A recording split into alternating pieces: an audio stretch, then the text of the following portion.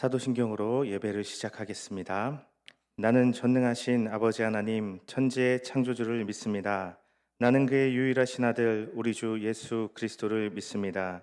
그는 성령으로 잉태되어 동정녀 마리아에게서 나시고 본디오 빌라도에게 고난을 받아 십자가에 못 박혀 죽으시고 장사된 지 사흘 만에 죽은 자 가운데서 다시 살아나셨으며 하늘에 오르시어 전능하신 아버지 하나님 우편에 앉아 계시다가 거기로부터 살아있는 자와 죽은 자를 심판하러 오십니다.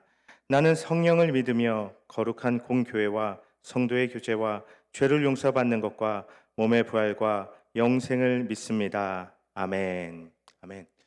네, 오늘은 우리 평소와는 좀 다른 예배 순서로 좀 뺄 것은 빼고 좀 이렇게 해서 예배를 드리도록 하겠습니다. 그래서 곧바로 성경을 함께 봉독하도록 하겠습니다. 오늘 함께 나눌 말씀은 마태복음 8장 5절에서 17절의 말씀입니다. 우리 함께 마태복음 8장 15절에서 17절의 말씀 읽어보도록 하겠습니다. 예수께서 가버나움에 들어가시니 한 백부장이 나와 간구하여 이르되 주여 내 하인이 중풍병으로 집에 누워 몹시 괴로워하나이다.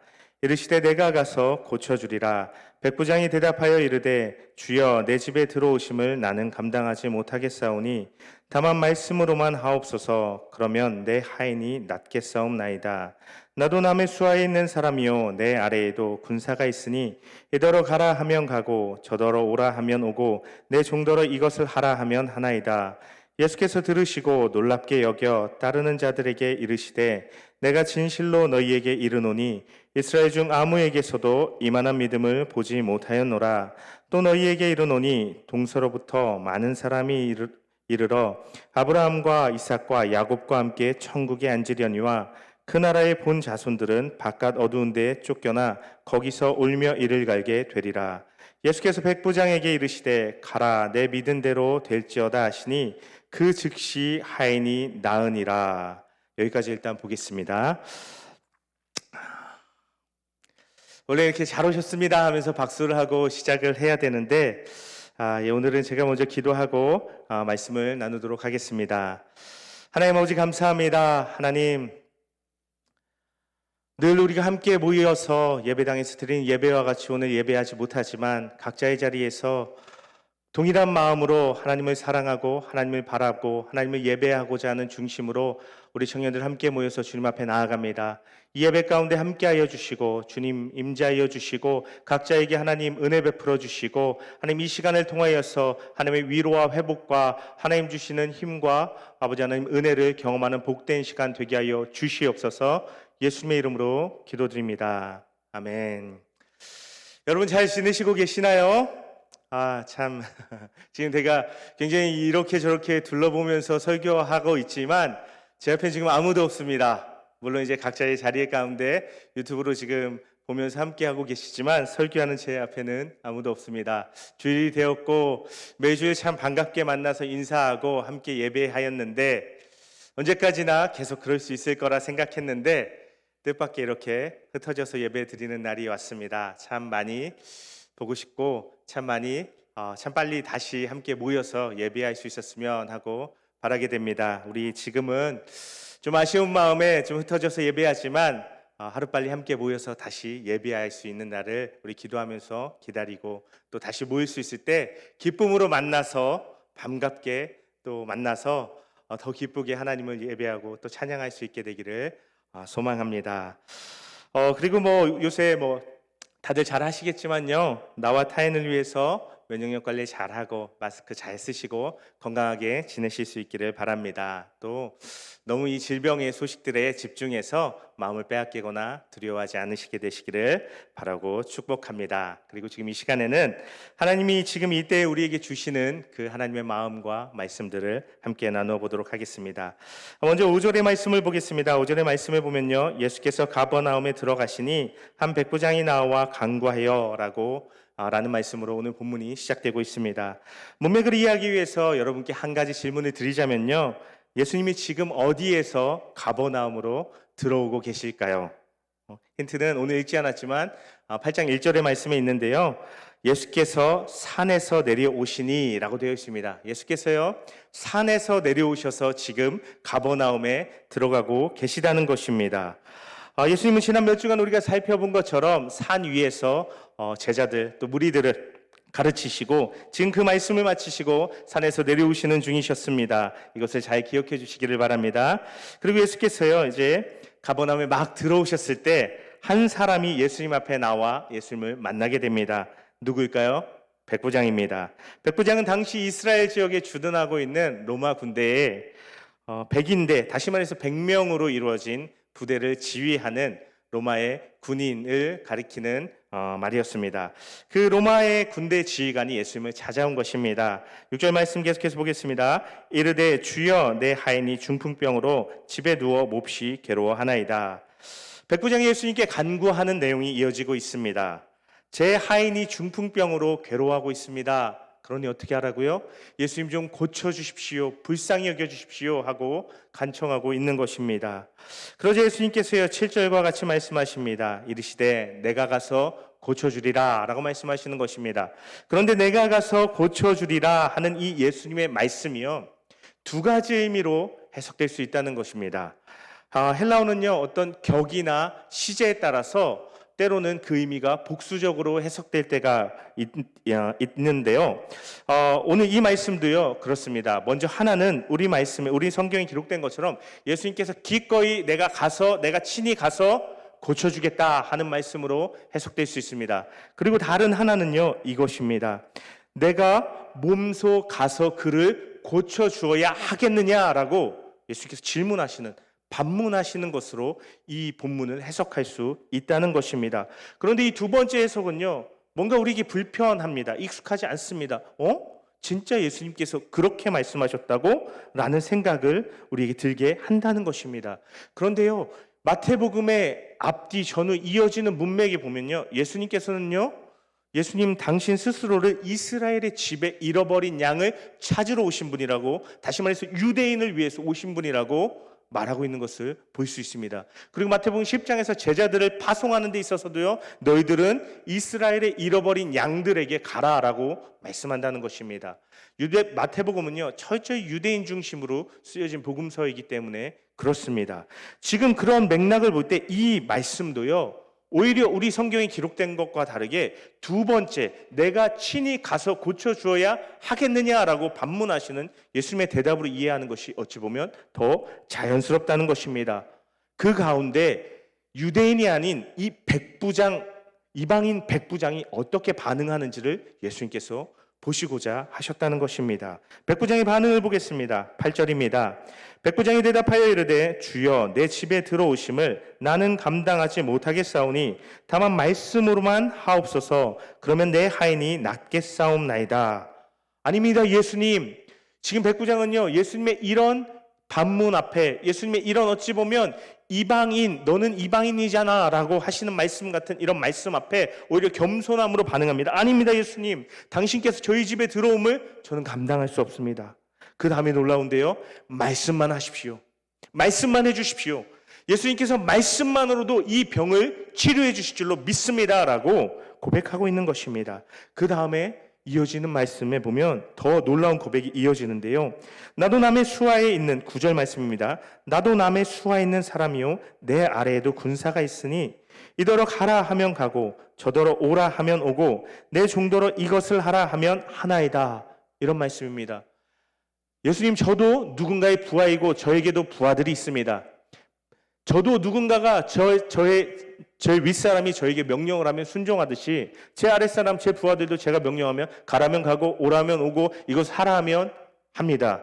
마찬가지로 예수님께서 질병보다 크시고 예수님께서 질병을 다스리시고 명령하실 수 있는 권세가 있으신 분이니 질병에게 가라 말씀하시면, 질병에게 떠나가라 라고 말씀하시면 질병이 나을 줄로 제가 믿습니다 라고 백부장이 이야기하고 있다는 것입니다.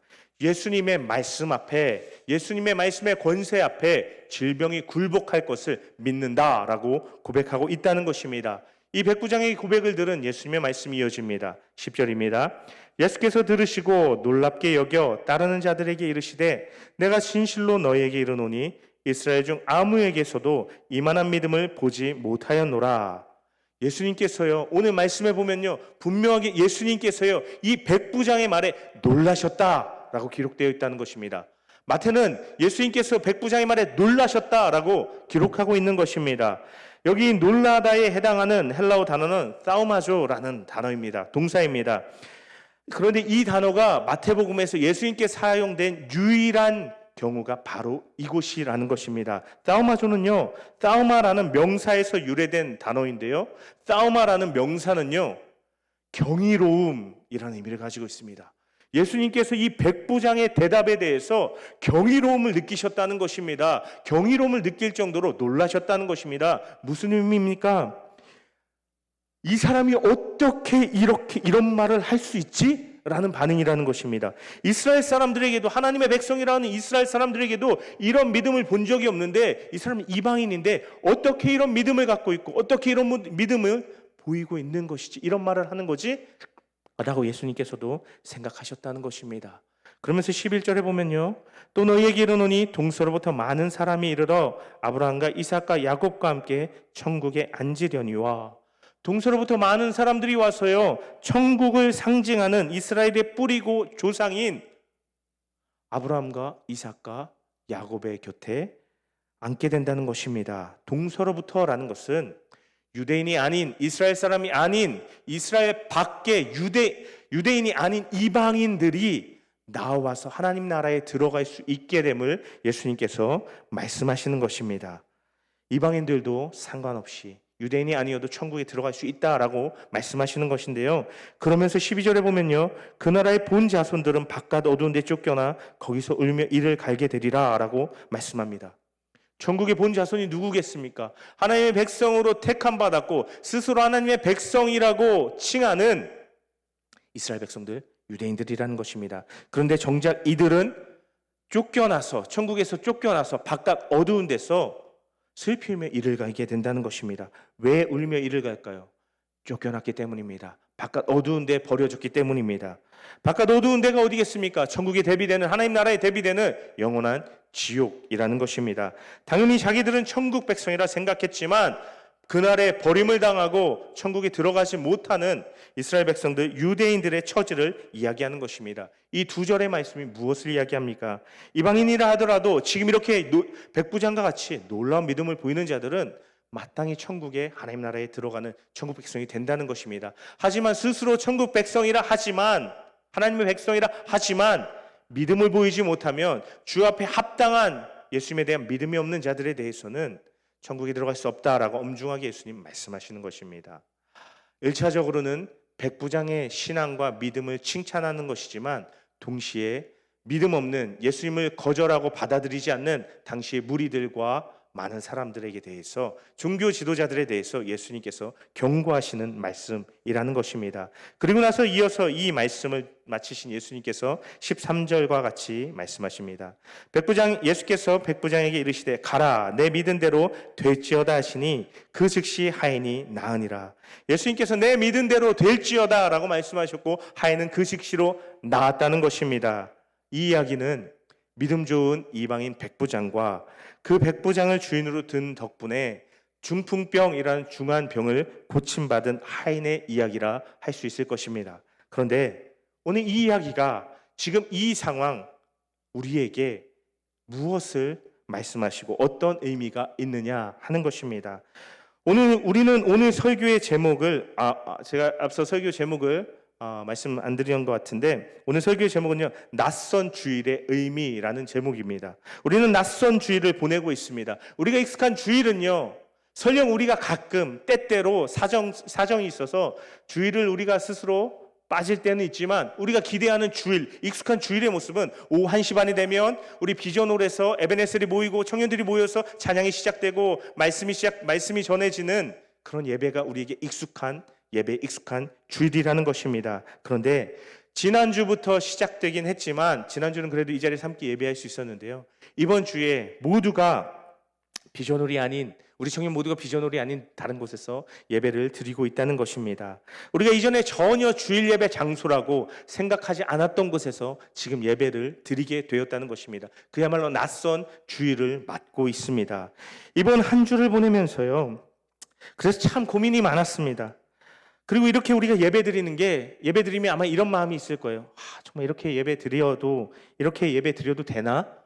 지금 내가 드리는 뭔가 예배를 드리고 있는데 예배를 안 드리는 것 같기도 하고, 약간 이런 불편한 마음이 우리에게 있을 수 있다는 것입니다. 그래서 참 한 주 동안 많은 고민을 했습니다. 마태복음이 아닌 요즘 상황에 맞는 어떤 다른 본문으로 설교를 해야 하는 생각도 하고, 이번 주 설교를 어떻게 해야 될지, 어떻게 해야 할까 참 많이 고민하는 한 주였습니다. 그런데 마태복음 본문을 묵상하는 가운데 하나님께서 저에게 주시는 한 가지 마음이 있었습니다. 그리고 그것을 나눠야 되겠다라는 생각이 들어서 이 말씀으로 지금 설교를 하고 있는데요. 오늘 우리가 읽은 이 말씀은요, 우리가 13절까지 읽었지만 사실 17절까지를 본문으로 하고 있습니다. 근데 15절, 16절, 14절, 15절에 보면 예수님께서 베드로의 장모의 중풍병을 고치는 이야기가 기록되어 있는데, 오늘 그 이야기는 다루지 않으려고 합니다. 대신 이어지는 16절의 말씀에 보면요, 이런 말씀이 있습니다.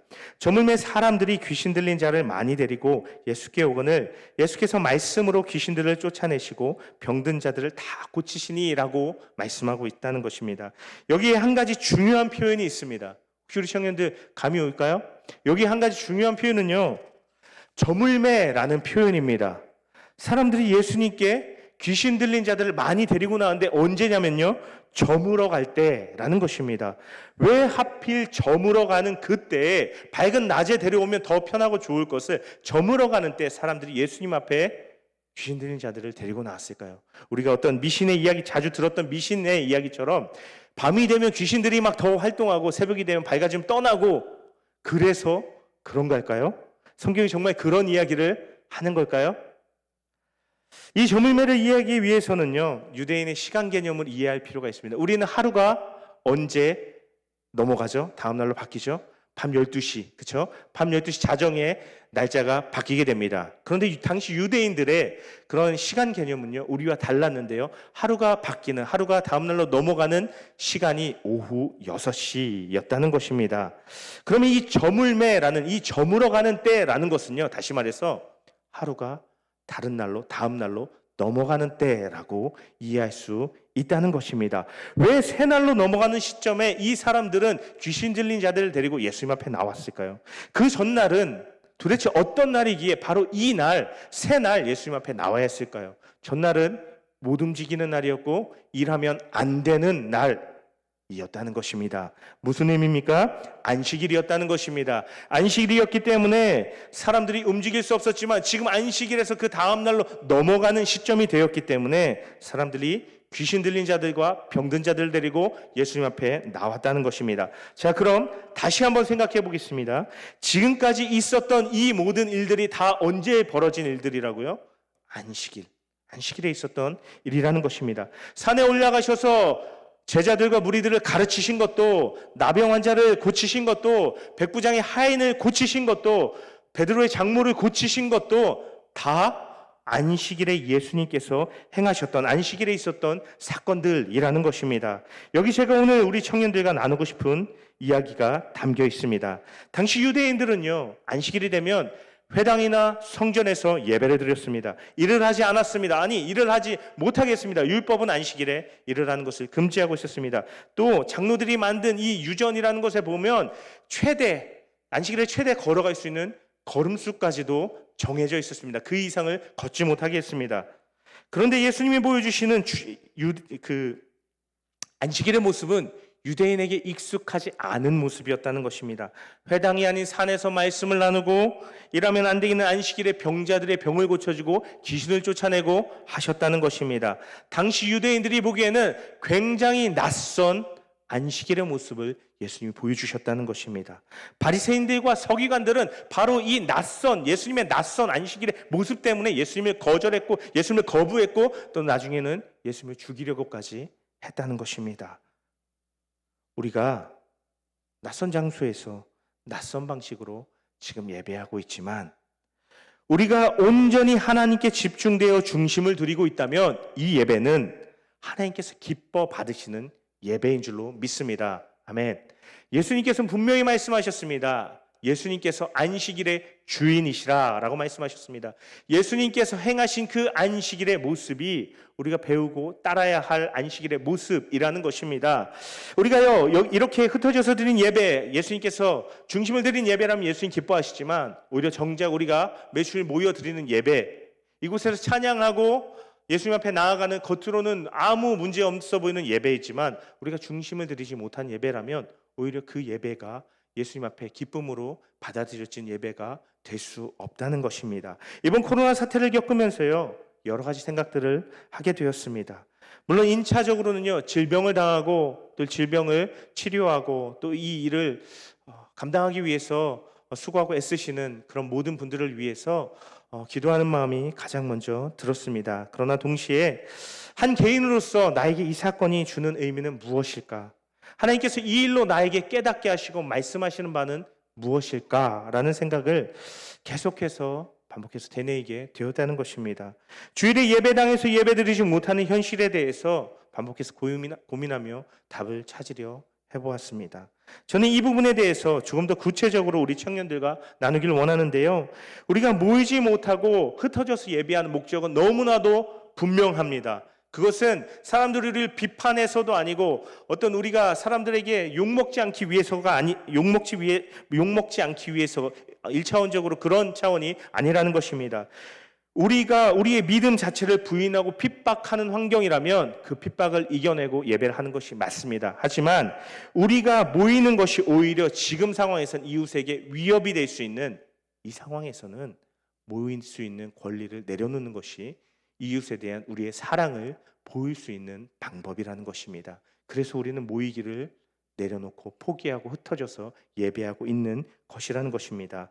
그러나 그것이 전부가 아닙니다. 이러한 때를 허락하신 하나님의 목적이 있다는 것입니다. 물론 그것이요, 하나님이 이 코로나를 일으키시고 주셨다는 의미는 아닌 것입니다. 이것을 분명히 기억해야 합니다. 코로나 바이러스는요, 하나님께서 주신 것이, 하나님께서 일어나게 하신 것이 아니라 하나님께 주신 피조 세계를 온전히 다스리고 돌보지 못한 우리 인간 스스로가 자초한 일이라는 것입니다. 하나님 오히려 이 일 가운데 우리를 긍휼히 여기시고 불쌍히 여기시고 함께 하시고 치료하시고 역사하고 위로하고 계시다는 것을 분명히 알 수 있게 되기를 간절히 바라고 축복합니다. 1차적인 책임은요, 하나님이 아니라 우리 인간에게 이 일이 있는 것이라는 것입니다. 그리고요, 동시에 제가 한 가지 더 나누고 싶은 것은 바로 이것입니다. 5절의 말씀입니다. 예수께서 가버나움에 들어가시니 한 백부장이 나와 간구하여 라는 말씀인데요. 안식일입니다. 아직 예수님께서 죽고 부활하시지 않으셔서 주일은 아니지만 우리가 주일과 같이 지키는 그런 날이었습니다. 이날 예수님께서요, 회당에 계시지 않으셨다는 것입니다. 물론 회당에 계신 안식일들도 있었습니다. 항상 예수님이 회당에 안 계시진 않았습니다. 그렇지만 대신 이날에는요, 예수님께서 회당에 계신 대신 가버나움에 들어가셨다는 것입니다. 그리고 가버나움은 백부장이 주둔해 있었던 곳이고 백부장이 삶의 자리였습니다. 예수님께서 백부장의 삶의 자리로, 예수님께서 백부장의 삶의 현장으로 찾아가셨다는 것입니다. 중요한 것은 그때 백부장이 예수님 앞에 나왔다는 것입니다. 예수님이 아무리 백부장의 삶의 자리인 가버나움에 찾아갔어도 백부장이 예수님 앞에 나오지 않았다면 어떤 일도 없었을 것입니다. 오늘 이 말씀에 기록된 일은 일어나지 않았을 것입니다. 백부장이 예수님 앞에 나아오니 그것이 회당이 아니고 일반적인 예배당의 자리는 아니었지만 이 안식일에 백부장은 예수님을 만날 수 있었다는 것입니다. 어디에 있느냐가 중요한 것이 아닙니다. 우리가 예수님을 향해 있느냐, 그것이 중요하다는 것입니다. 내가 예수님을 바라보고 그분에게 나아가고 있느냐가 중요하다고 오늘 본문은 우리에게 가르쳐주고 있는 것입니다. 코로나19로 인해 우리는 처음으로 흩어져서 예배를 드리게 되었습니다. 물론 정상적인 예배는 모여서 함께 하나님을 찬양하고 예배하는 것이 정상적인 예배입니다. 그런데 그리스도인들의 예배는요, 모이는 예배와 흩어지는 예배가 삶 가운데 동일하게 나타나야 한다는 것입니다. 주일에 모여 예배하는 것 너무나 중요하지만 한 주간 흩어져서 삶의 자리에서 각자의 자리에서 계속해서 예배할 수 있어야 한다는 것입니다. 내 가정, 내 학교, 내 직장에서도 우리는 동일하게 예배할 수 있어야 합니다. 내 삶의 자리에서 하나님 앞에 찬양을 올려드리고 말씀을 읽고 기도하며 하나님께 나아가며 하나님을 만나는 삶이 우리 가운데 계속해서 경험되어야 한다는 것입니다. 동시에 우리가 하는 이 학업과 직장의 일이 또한 예배가 되어야 할 줄로 믿습니다. 하나님 앞에서 하는 하나님을 위한 하나님을 영화롭게 해드리는 학업과 취업과 우리의 직장의 일이 되어야 한다는 것입니다. 삶의 예배를 올려드릴 수 있어야 한다는 것입니다. 우리는요, 모이는 예배는 참 잘 훈련되었고 모이는 예배는 참 잘 성공해 왔습니다. 하지만요, 흩어지는 예배는요, 어찌 보면요, 실패해 왔습니다.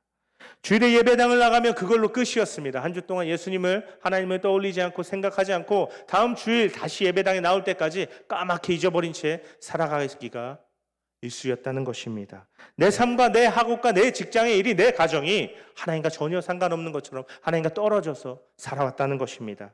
하나님께서 그런 우리에게 흩어지는 예배, 삶의 자리에서 드려지는 예배를 훈련하신다고 저는 믿습니다. 또한 이제까지 교회에서 찬양팀이 끌어줘서 찬양을 하고 목사님이 설교를 해서 예배해 왔습니다. 예배드려 왔습니다. 그런데 흩어져서 예배드린 이 시간을 통해서 찬양해주고 설교해주지 않았을 때에도 내가 하나님을 예배할 수 있는지, 나의 신앙의 현 주소는 어떠한지 우리가 돌아보아야 한다는 것입니다.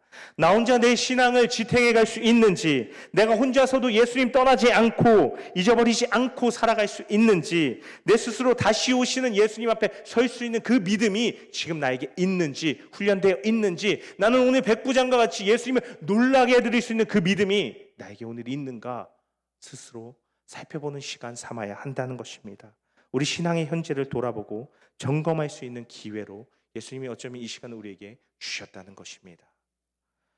그리고 또한 우리가 동시에요, 우리 삶의 모습, 삶의 자리에 흩어지는 예배, 또 우리가 내 지금 신앙의 현 주소를 점검하고 기억해야 함과 함께 우리가 또 하나 기억할 것이 있습니다. 그것은요, 예수님께서 나를 제자로 불러주셨고 제자로 보내주셨다는 것입니다. 예수님께서 안식일에 병자들을 찾아다니면서 고쳐주셨습니다. 친히 찾아가 주셔서 만나 주셨다는 것입니다. 그것이 안식일에 예수님의 본질된 정신이었습니다. 그리고 그 예수님 앞에 이 백부장이 자신의 하인이잖아요. 정말 있어도 그만 없어도 그만 다른 사람을 대체해버리면 되는데 그 하인을 위해서 예수님 앞에 나아갔다는 것입니다. 긍휼함이 있었다는 것입니다. 긍휼함을 가지고 예수님 앞에 나아갔다는 것입니다. 우리 제자된 우리에게도요, 이 예수님과 같은, 이 백부장과 같은 긍휼함이 있어야 한다는 것입니다. 이 긍휼함으로 이웃을 기억하고 섬기고 그들을 품고 기도하며 하나님 앞에 나아갈 수 있어야 한다는 것입니다. 우리가 이 코로나19 바이러스 이 상황 가운데 우리 자신과 우리의 가족, 우리의 친구, 우리의 가까운 사람들을 위해서도 기도하지만 우리가 동시에 어려움 당하고 지금 질병으로 고통당하고 어려움 당하는 이웃들과 그들을 볼살피기 위해서 이 일을 속히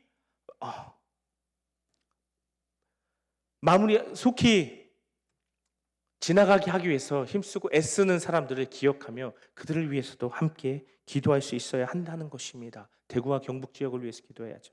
우리나라 민족 전체를 위해서 기도해야 합니다. 나아가서 뿐만 아니라 전 세계적인 확산 가운데 있는 온 땅의 모든 이들을 위해서도 하나님, 이 땅 가운데 긍휼을 베풀어 주시옵소서.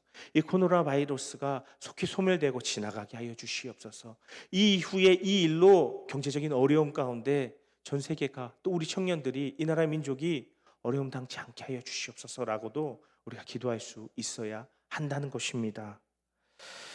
그리고요, 지금으로서는 구체적으로 무엇인지 알 수 없지만 때가 되었을 때 하나님께서 우리에게 무엇이든 섬길 수 있는, 이 일이 회복되고 지나갈 수 있는 그 일에 우리가 섬길 수 있는 일이 있다면 우리의 작은 힘, 우리의 작은 가진 것을 가지고 나누고 또 섬기고 흘려보내고 할 수 있는 그러한 삶을 또 우리가 살아낼 수 있어야 한다는 것입니다. 그것이 지금 구체적으로 무엇인지 모르겠지만 하나님께서 이후의 상황 가운데 깨닫게 하시는 대로, 허락하시는 대로 그리하여야 할 줄로 믿습니다. 우리가요, 흩어진 예배자들로 각자의 삶의 자리 가운데서 예배하는 자들 되기를, 삶의 예배가 회복되기를 축복합니다. 아울러 또한 우리의 오늘날의 나의 신앙이 내 스스로 주님 앞에 설 수 있는 믿음의 모습으로 훈련되고 세워질 수 있도록 위해서 우리가 나 스스로를 돌아보며 세워가는 귀한 시간 되기를 간절히 바랍니다. 또 우리가 흩어진 예배자들로서, 제자들로서 누군가를 섬기기 위해서 기도하고 베풀고 나누는 자들 되어야 할 줄로 믿습니다. 그래서 주님 앞에 기쁨이 되고 주님 앞에 더욱더 온전히 세워지는 주님의 제자된 저와 여러분들이 되시기를 간절히 바라고 축복합니다. 아멘. 기도하겠습니다. 하나님 아버지 감사합니다. 하나님, 우리가 정말 어려운 상황 가운데 함께 모여 예배할 수 없는 이 상황에서도 흩어져서라도 이렇게 함께 예배할 수 있는 이런 귀한 상황들을 아버지 하나님 만들어 주시고 함께 예배할 수 있게 해주심에 감사를 드립니다. 하나님, 지금이 너무나도 애석하고 마음 아프지만 아쉽지만 함께 모여 예배하고 싶고 그립지만 하나님, 이 시간을 우리가 우리 신앙을 돌아보며 우리가 온전히 흩어진 예배자들로서 삶의 자리에서 예배하는 자들로서 우리의 신앙을 점검하고 온전히 세워갈 수 있도록 하여 주시고, 하나님께서 허락하시는 때에 다시 모여서 예배할 때 기쁨으로 더 넘치는 감사로 하나님 앞에 찬양과 예배로 나아갈 수 있도록 하여 주시옵소서. 하나님, 우리가 질병 가운데 두려워합니다. 하나님, 우리는 연약한 자들입니다. 하나님, 우리의 연약함을 어루만져 주시고 위로하여 주시고 우리를 지켜 주시옵소서. 또한 우리가 우리와 우리의 가까운 자들만 위해서 기도하는 것이 아니라 하나님, 이때 어려움 당하는 모든 자들, 수고하는 모든 자들, 또 온 땅에 주님의 긍휼이 필요한 모든 자들을 위하여서 기도할 수 있는 자들 되게 하여 주시고, 하나님, 우리가 때가 되어 우리의 도움과 우리의 나눔이 필요한 자들에게, 우리의 섬김이 필요한 자들에게 기꺼이 우리의 작은 것 흘려보낼 수 있는 자들, 주님의 제자된 자들 다 되게 하여 주시옵소서. 예배 가운데 임하여 주시고 우리의 마음 가운데 하나님 친히 안수하여 주시고 위로하여 주시고 용기와 하나님 담대함을 더하여 주시옵소서. 예수님의 이름으로 간절히 기도 올려드립니다. 아멘. 아멘. 계속해서 우리 코로나19 이 사태가 속히 진정되고 해결되기 위해서 기도해 주시기를 부탁을 드리고요. 특별히 흩어진 자리에서 예배하고 주님의 제자된 삶을 살아가기 위해서 우리 신앙이 주 앞에 온전히 세워지길 위해서 함께 기도하실 수 있기를 바랍니다. 광고하겠습니다. 이 시간 예배 자리에 나온 함께 모이지 못했지만 각자의 자리에서 지금 예배하는 청년들 주님의 이름으로 환영합니다. 사랑합니다. 여러분 모두에게 예배를 통한 영적 회복과 충만한 공급하심이 있기를 하나님의 은혜와 긍휼하심이 임하시기를 간절히 바라고 축복합니다. 사순절이 시작되었습니다. 사순절은 제 수요일 지난 2월 26일 수요일이었습니다. 시작되는 부활절을 앞두고 주일을 제외한 40일의 시간입니다. 이 사순절 기간 동안 주님의 십자가를 묵상하며 회개와 기도, 절제와 금식, 깊은 묵상과 경건의 생활을 통해 고난의 길을 걸어가신 예수님을 기억하고 그 은혜를 다시 한번 마음에 새길 수 있는 복된 시간 되시기를 간절히 바라고 축복합니다. 정규일 성경 500독이 진행 중입니다. 사순절 각자의 자리에서 성경 말씀을 읽으며 하나님을 예배하실 수 있게 되기를 바랍니다. 네 번째 광고는요. 사순절 뭐하니? 놀면 뭐하니? 이런 것 같은데요. 사순절 뭐하니?를 진행하려 합니다. 월요일부터 토요일 매일 저녁 9시에 청년부 유튜브 채널을 통해서 한 15분 정도 짧게 은혜 나누는 시간을 가지려고 합니다. 함께 참여해서 사순절 또 이 코로나 상황 가운데 은혜 나누고 하나님 주신 은혜로 하나님 주시는 힘으로 채워지는 복된 시간 되기를 바랍니다. 신천지 및 기타 이단들을 경계해 주시기 바랍니다. 지난주 우리 강의 들은 것처럼 신천지의 특별히 악한 점은 거짓말한다는 것입니다. 속인다는 것입니다. 특별히 인문학 강의, 심리상담, 설문조사 여러 가지 형태로 접근하는데요. 이 신천지를 경계해 주시길 바라고요. 또 교회 외에서 성경 공부를 제한한다거나 주일이 아닌 안식일을 지켜야 한다거나 6월절을 지켜야 됩니다 얘기하는 이런 사람들 다 이단이니까요. 경계하시고 멀리하시기를, 그래서 이단에 빠지지 않으시기를 바랍니다. 이 시간 축도함으로 예배를 마치도록 하겠습니다. 이제는 우리 주 예수 그리스도의 은혜와 하나님 아버지의 크신 사랑과 늘 우리와 함께 하시며 흩어진 자리에서 주님을 바라보며 예배하게 하시고 나의 신앙이 주 앞에 설 수 있는, 혼자서도 주 앞에 능히 설 수 있는, 다시 오시는 주님을 만날 수 있는 온전한 믿음 되게 하시는 또 우리를 이 상황과 환경 가운데 지키시고 힘주시고 위로하시고 담대함 주시는 우리 성령님의 역사하심이 이 시간 흩어진 자리에서 함께 예배하는 우리 모든 청년부의 청년들과 또 부장님과 또 부감님과 함께 하시는 모든 분들 위해 이제로부터 영원토록 함께 하시기를 간절히 축원하옵나이다. 아멘.